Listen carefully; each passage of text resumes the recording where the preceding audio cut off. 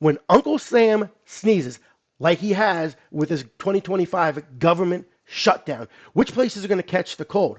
Today I'm going to map out the geography of pain, the counties and states most vulnerable when federal payrolls or contracts shut down or even slow down. Buckle up. This actually may surprise you. Welcome to your 3-minute government contractor brief, where I'm going to cut through the noise and give you the government contracting news that you can use to achieve and succeed in government contracting. So let's get into it. Now, it should shock nobody that the federal footprint is not spread evenly.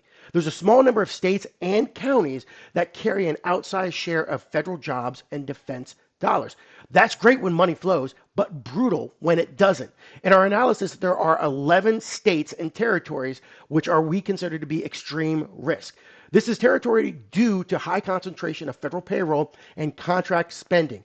Translation is this: a freeze in DC can feel like a blizzard at home. It should be no surprise that at the state level, when we talk about vulnerability, Maryland and Washington, D.C. top the list because of their headquarters, the intel, health agencies, the federal presence that is in the Washington, D.C. area. However, Hawaii and Alaska also face unique exposures because their economies lean heavily on military presence and other federal government activities. So when the tightens, these places feel it fast in jobs, small business revenue, and even housing. When we zoom into counties, though, the picture can get darker. Some places are practically single employer towns, and the only employer is the federal government.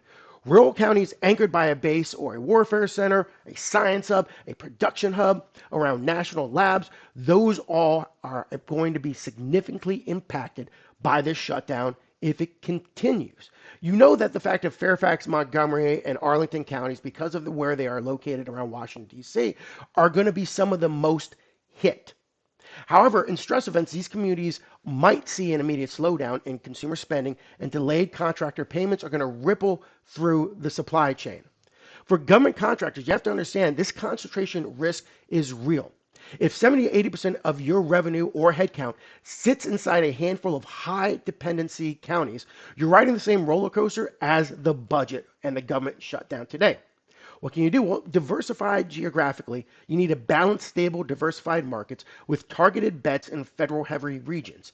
Build cash cushions for payment delays and line up IDIQs or vehicles that straddle agencies and geographies. And lastly, do not forget about SLED opportunities. Go after them. The state and local governments are still putting money in and still releasing solicitations and issuing contracts.